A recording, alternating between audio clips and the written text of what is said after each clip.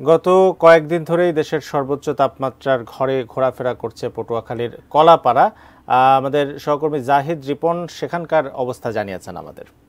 পটুয়াখালীর কলাপাড়ায় গত দুদিনে দেশের সর্বোচ্চ তাপমাত্রা রেকর্ড করা হয়েছে। এই তাপমাত্রার ফলে যে তাপপ্রবাহ এই অঞ্চলে বয়ে যাচ্ছে, সেই তাপপ্রবাহের কারণে এখানকার জনজীবন অনেকটাই বিপর্যস্ত হয়ে পড়েছে। বিশেষ করে শ্রমজীবী, কর্মজীবী, স্কুল কলেজগামী এবং মাদ্রাসাগামী যে শিক্ষার্থীরা রয়েছেন তারা সবচেয়ে বেশি বিবেকে পড়েছেন।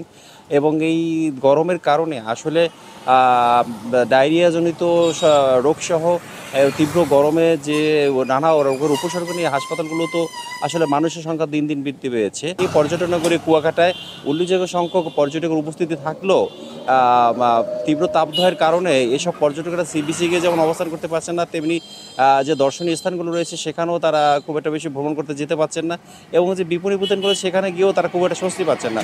ফলে কার্যত তারা রুমবন্দি হয়ে পড়েছেন। তাদের এই রুমবন্দি হওয়াটাকে আরও বেশি দুর্বিষহ করে তুলেছে বারবার বিদ্যুতের লোডশেডিংয়ের কারণে।